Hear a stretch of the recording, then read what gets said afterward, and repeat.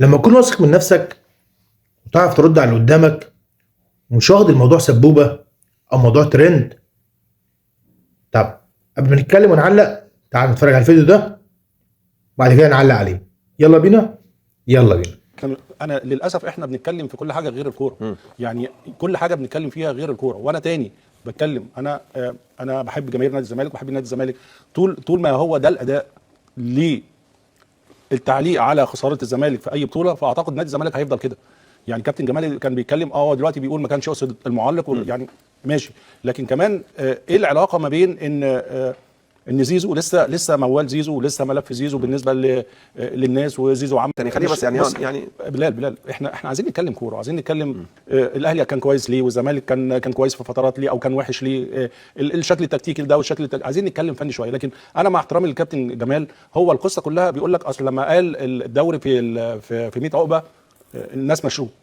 هو مين اللي مشاه نمره واحد؟ الحملات اللي اتعملت عليه يا كابتن ما فيش حملات، كل الحملات اللي اتعملت عليه لدرجه انه طفش من مصر. طفش من كتر ما اللجان اشتغلت عليه صح. طفش عشان قال الدوري في 100 عقبه. هو رجع بقى عايز ياكل عيش، ده من حقه، من حقه ان هو يرجع لاولاده ويرجع مصر، من حقه. انما ما يأفورش على حد، ما يأفورش قوي كده. انت ليه مركز مع زيزو قوي؟ وزيزو من كان احسن. ومال زيزو بقول لك المتعلق انت كل كلامك مأفور قوي. كابتن جمال انت بتتكلم، انت كل كلامك وانا مش عارف ليه مش قادر تقول كلمه زيزو اللاعب رقم 25. هو لما تقول زيزو عيب حد هيقول لك انت بتقول زيزو ليه؟ يعني كمان في اصل احنا كترنا في الموضوع يعني قوي. احنا عايزين نلغي الحته دي بقى خالص. طيب ماشي، ما تبدا من عندك كابتن. لا ما هو بيسالني بيقول لي ليه قلت كده، بقول لك انت مأفور كده. انت مش قادر تقول اسمه ليه؟ ما تقول زيزو. ايه يعني ايه 25؟ هو اسمه احمد سيد مصطفى. يعني ما قول احمد سيد مصطفى. لكن انا عندي بس عشان ما نقللش بس من الناس. لا ما بنقللش، احنا بنقول على المعلق يهدى شويه بس.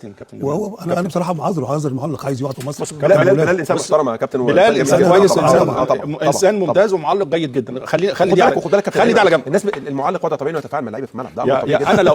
انا يعني لو نادي الزمالك بيعمل اداء كويس اكيد هيتكلم عليه كويس مليون في المية. كل ده كل اللي احنا بنتكلم فيه ده ملوش علاقه بالماتش، خلي بالك يعني. فانا مع احترامي علشان كمان كابتن جمال قيمه كبيره والناس بتحترمه، فما يخشش في الحته دي لانها الحقيقه ممكن صدقني والله يا كابتن جمال ممكن تقلل شويه من قيمتك. انت قيمتك كبيره فما تقللش انت من قيمتك، لان الكلام اللي حضرتك بتقوله مش لوجيك ومش طبيعي. حتى لما بتتكلم اصل هم اللي جان مشيته، اصل هو جاي عايز ياكل عيش، كل الكلام ده صدقني يعني مش صح. انتوا مش مصدقين مشكله. نيجي بقى لحاجه ثانيه بعد اذنك. ماشي بس انا لسه هكمل الجزئيه الاخيره اللي احنا بنتكلم على ماتش ما بين الاهلي والزمالك، ومعروف لكل العالم العربي ومعروف لكل الناس مين الاهلي والزمالك. فاحنا لما نتكلم على الاهلي والزمالك خلينا نتكلم على اداء اللاعبين، خلينا نتكلم على اداء المدربين. احمد عبد الرؤوف عامل هيعمل ايه؟ يستروب ده بالنسبه له كان طوق نجاه فعلا، لان عليه انتقادات كبيره، اللعيبه رجعت لمستواها. نتكلم فني، طب دول اشتغلوا ازاي فني؟ طب ازاي نادي الزمالك يشتغل الفتره اللي جايه؟ نتكلم في ده اكتر شويه، لان المواضيع اللي حوالين المباراه الحقيقه كانت كلها مواضيع مش لوجيك وما ينفعش كنا نتكلم فيها الحقيقه. فيعني انا ده بس تعليق على الموضوع، ان احنا الحقيقه الناس خدت السكه بتاعت الترند وخدت السكه بتاعت ده قال وده عاد، ونسينا نقيم بشكل جيد، ونسينا النادي الزمالك هيعمل ايه والنادي الاهلي الفتره الجايه هيعمل ايه. فمتهيألي هو ده الاهم دلوقتي. كلنا طبعا شفنا الفيديو، شفنا الكابتن هاني رمزي القيمه والقامه، راجل واثق من نفسه وبيتكلم بيقول لك احنا عاوزين نتكلم في الكوره، عاوزين نشوف ايه الغلطات اللي كانت عند الزمالك، ايه اللي خلى الاهلي يفوز، ايه الموضوع، نتكلم كوره مش نطلع نتكلم في الترند. والكابتن جمال يرد عليه يقول له رقم 25 لاعب رقم 25. هو يرد عليه الكابتن هاني رمزي يقول له هو انت لو قلت زيزو حرام عليك؟ هو الكابتن زيزو ده في جيش العدو؟ ده الفرق بين عقليتين، عقليه واحد كان محترف وكان بيلعب في النادي الاهلي، وواحد كان بيلعب في النادي الاهلي ويا ريته حافظ ان جميل النادي الاهلي، لا بيطلع يتكلم عليه عشان يكسب تعاطف الناس والترند، ويقول لك اللاعب 25.